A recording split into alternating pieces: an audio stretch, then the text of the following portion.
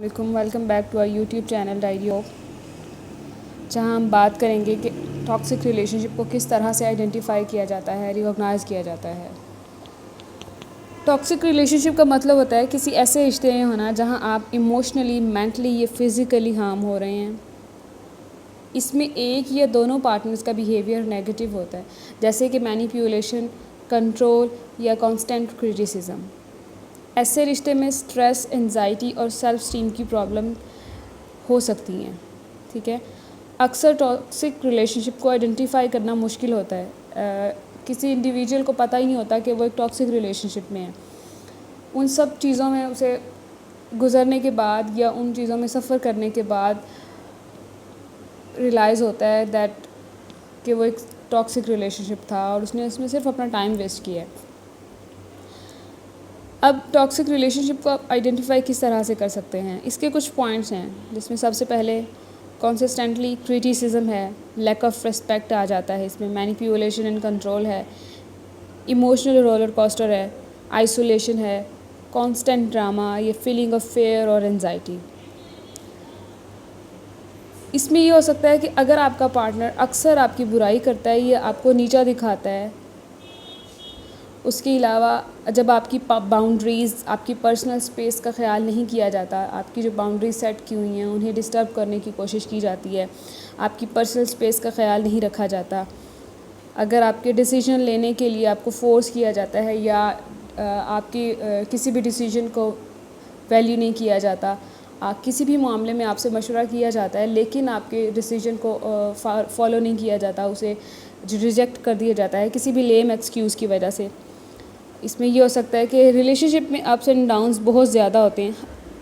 ہر relation میں ups and Downs ہوتے ہیں، لیکن ایکسٹریم لیول تک لے جانا اور اس چیز کو سمجھنے کی کوشش ہی نہ کرنا اور ان اپس اینڈ ڈاؤنز کو ریزالو کرنے کی کوشش نہ کرنا، یہ ٹاکسک ریلیشن شپ میں آ جاتا ہے۔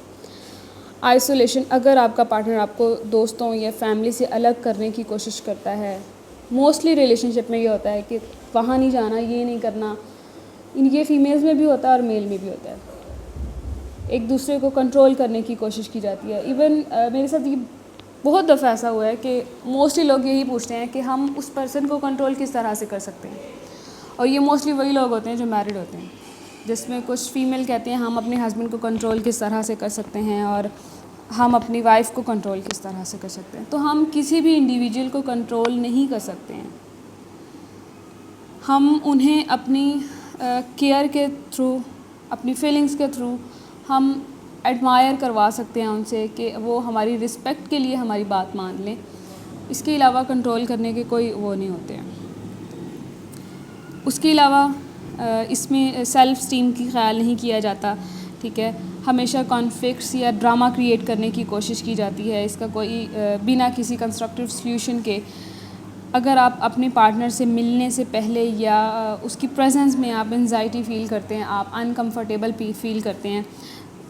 یہ اس کے ہو سکتے ہیں۔ اور اس کے علاوہ ان سب اگر آپ ان سائن کو فیل کرتے ہیں تو یہ ضروری ہے کہ آپ اپنی سچویشنز کی ریئلٹی کو سمجھیں، آپ انہیں جانیں اور آپ اپنی سپورٹ کے لیے، آپ ہیلپ کے لیے جو ہے وہ سیک کریں۔ اب ٹاکسک ریلیشن شپ کے سائن اور یہ کیا ہوتا ہے، اس کے بعد ہم بات کریں گے کہ آپ کس طرح سے اسے ڈیل کر سکتے ہیں۔ اس کے کچھ پوائنٹس ہیں جن میں سیلف ریفلیکشن ہے، آپ اپنی فیلنگز اور ریلیشن شپ کی ڈائنامکس کو سمجھنے کی کوشش کریں کہ کیا یہ ریلیشن شپ آپ کی مینٹل ہیلتھ اور ایموشنل ہیلتھ کو افیکٹ کر رہا ہے۔ اگر کر رہا ہے تو پھر آپ کے لیے وہ ریلیشن کتنا ضروری ہے۔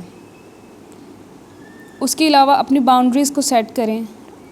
یہ میں نے پہلے بھی کہا تھا، میں اگین کہتی ہوں کہ کسی بھی ریلیشن شپ میں آپ کی باؤنڈریز کا سیٹ ہونا ضروری ہے۔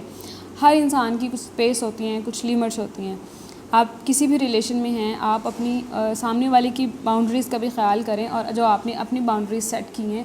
آپ انہیں بھی مینٹین رکھیں۔ کسی بھی پرسن سے اس حد تک آپ نہ مذاق کریں، نہ انہیں اتنا برا بھلا کہیں، کسی بھی ریلیشن شپ میں، چاہے آپ ہنسی مذاق میں کہہ رہے ہیں، کہ آپ کو جب کاؤنٹر بیک وہی چیزیں آپ کو فیس کرنی پڑیں تو پھر آپ کو پرابلم ہو۔ اس کے بعد کمیونیکیٹ کلیئرلی ہے کہ آپ اپنے پارٹنر کے ساتھ جو ہے وہ کلیئرلی اسے بتائیں، اگر آپ یہ چیزیں فیل کرتے ہیں تو پہلے آپ اسے آئیڈینٹیفائی کریں، اس کے بعد آپ اپنی باؤنڈری سیٹ کریں اور پھر اپنے پارٹنر کو سمجھانے کی کوشش کریں کہ دیکھو مجھے یہ چیزیں پرابلم کر رہی ہیں، یہاں پہ آپ کا بیہیویئر مجھے اریٹیٹ کر رہا ہے، یا جو بھی آپ کی ریزن ہے آپ اسے بتائیں اور انہیں ریزولو کرنے کی کوشش کریں. اگر وہ ان چیزوں کو جاننے کے بعد انہیں ریزولو کرنے کی کوشش کرتا ہے بنا کسی بلیم کے، آپ نے الزام نہیں لگانے کہ تم نے یہ کر دیا وہ کر دیا، اور اس کے بعد اپنی پرابلمس کلیئرلی بتائیں اور انہیں ریزولو کرنے کے لیے بتائیں وداؤٹ اینی بلیم.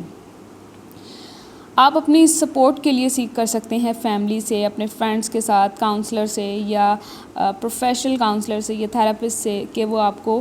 کلیئرٹی میں چیزیں اب کلیئر کر کے آپ کو جو ہے وہ گائیڈ لائن دیں یا آپ کو اس پرابلم کو سولو کرنے کی کوشش کریں. اس کے بعد آپ کچھ ٹائم کے لیے ڈسٹینس کریٹ کر سکتے ہیں، آپ اسپیس لے سکتے ہیں، آپ اپنے اس ریلیشن میں تھوڑا سا گیپ لانے کی کوشش کریں.